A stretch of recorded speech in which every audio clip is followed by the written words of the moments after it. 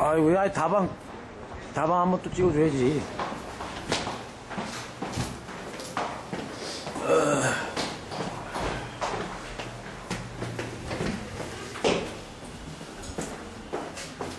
그만 이뻐져 좀.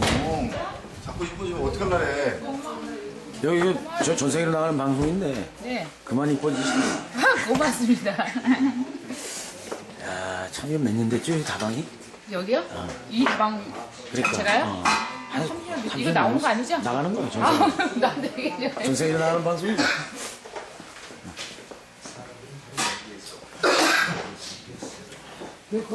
아, 오늘 그 이슈네 정치인의 꿈인 우리 그 저기 학교 폭력에 대해서 학교 폭력에 대해서 몇 살이요? 올해 정크라는 우리 이제 고등학교 2학년 올라가고. 고등학교 2학년 올라가고. 네, 2살이요. 근데 조숙해 보이네.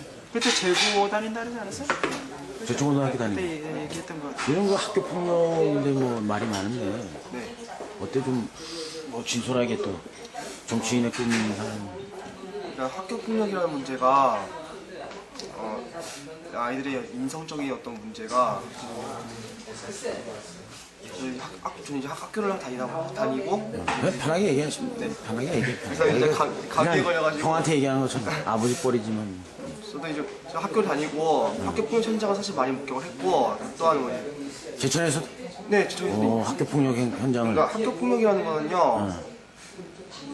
막 애들끼리만 치고 받고 그런 폭력이 아니고 언어. 네, 언어 폭력이라든지 왕따라든지 이런 것들이 전부 다 포함되는 거거든요. 심지어 반에서 어떤 아이가 몸이 불편하다든지 아니면 가족사가 좀 약간 안 좋다든지 이런 이유만으로도 왕따가 될 가능성이 높은 건.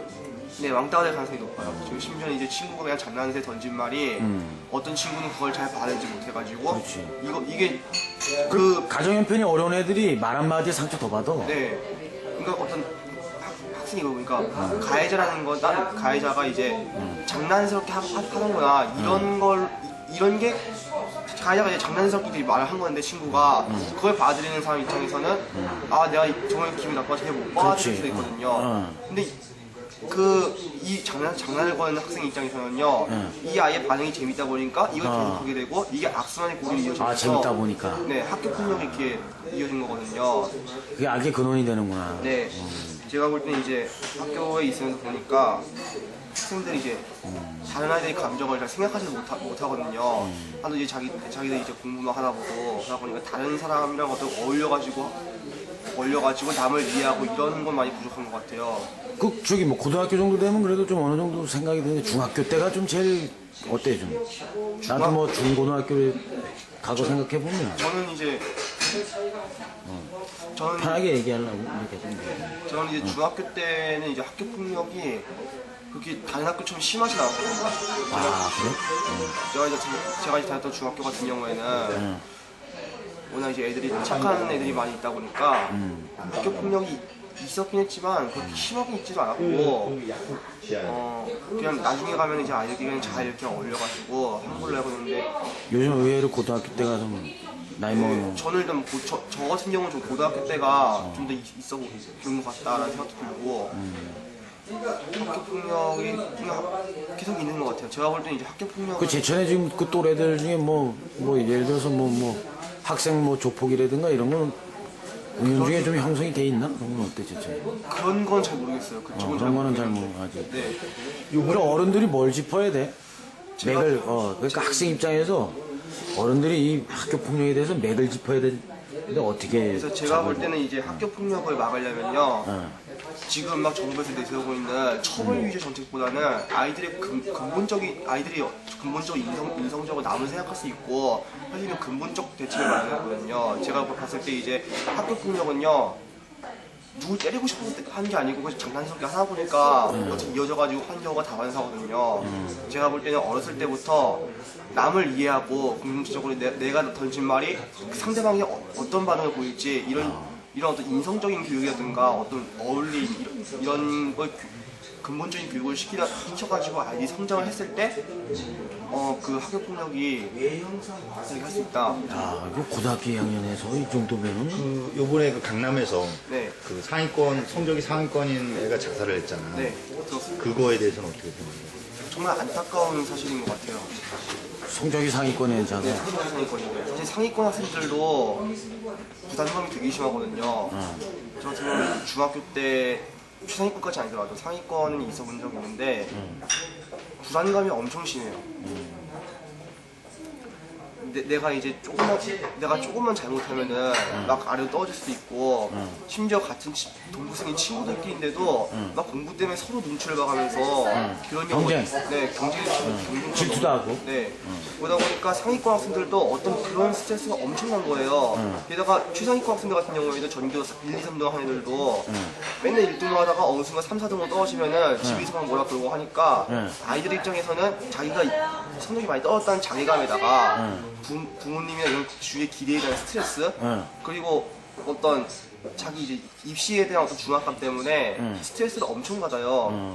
그렇게 되다 보면은 이제 학생들이 나쁜 생각을 하게 되고 탈선을 하게 되고 뭐 나중엔 견디다 못해가지고 폭행이라든가 범죄라든가 자살까지 고려한 경우가 많기 때문에 참 안타까운 현실, 안타까운 네. 현실이. 그럼 지난번에 그 상위권에 있는 학생이 엄마를 살해한 네.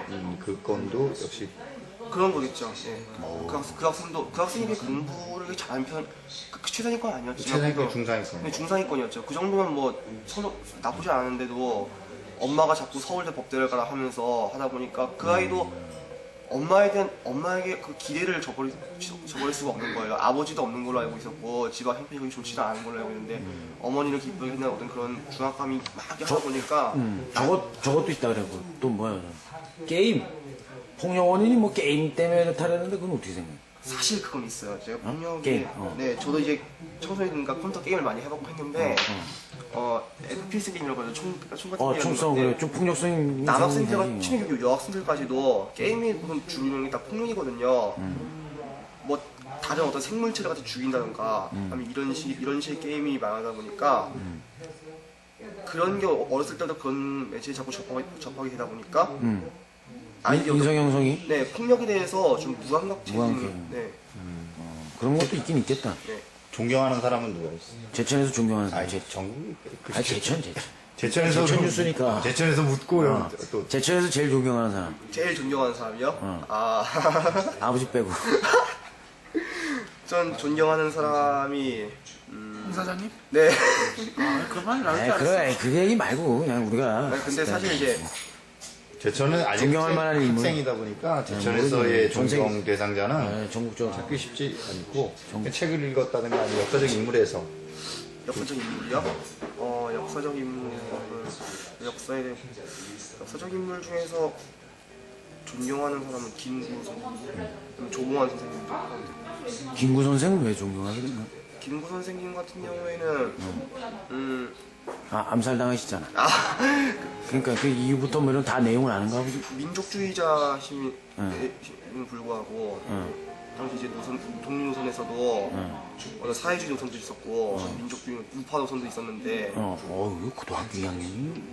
끝까지 그러니까 이승만 전 대통령처럼 어디 뭐 다른 외세 이렇게 하지 않고 자기 민족주의 그런 어떤 그런 뚝심 있고 추천한 어떤 그 민족 지사라고 생각하고요. 지금 와서도 높게 평가하고 지금으로 따지면 NL 계열의 어떤 그런 사람이기도 하는데 제가 봐도 상당히 존경스럽고요. 그 우리가 그 저기 일제 강점기라든가 6.25 전쟁 외생연지 대충 내용을 그럼 다 파악이 된다는 얘긴데 그런 얘기가.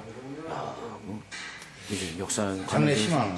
장래 희망은 저는 이제 정치로 그 뜻을 두고 있는데요. 다니엘처럼 난 나중에 뭐 이렇게 하겠다. 저는 진로는 정해졌어도 그 방향은 제가 이제 앞으로 어떻게 적혀나간다고 생각해요. 그렇지. 그러니까 정치를 하겠다. 이러면 정치를 하는 것도 여러 가지가 있잖아요. 뭐 사법고시를 봐가지고 법관이나 하다가. 판검사를 한 다음에 아니면 변호사 한 다음에 나가는 것도 있고 아니면은 뭐 기자를 하다가 어떻게 해가지고 가는 방법도 있고 정치가 될 수 있는 방법은 여러 가지거든요. 그래서 이제 제가 일단 학생이다 보니까 공부를 하면서 대학도 이제 제가 여러 가지 탐색을 하면서 어느 길이 나한테 제일 잘 맞을까 이제 판단을 해가지고 이제 정치로 이제 나가려고 지금 생각을 하고 있어요. 야, 나는 오늘 갑자기 이렇게 인터뷰하면서 너 감동이 밀려온다, 야. 이거 뭔가 쫙한 게, 야, 그리고 미래가 좀- 나는 청소년기에 이 정도 생각도 못했고 지금 애들에 대해서 나는 이렇게 깨어 있는 생각을 하고 있는 학생들이 있다라는 거를 깜짝 놀랐어. 미래가 희망이 있지. 미래가 희망이 있네. 제천이 대한민국이 희망이 있다. 이름이 어떻게 되죠? 마지막 최기용이요. 어디 치죠? 강릉주시요. 나는 좀 이상 많이 들어가겠어요. 최기용 학생. 야, 되게 똑똑.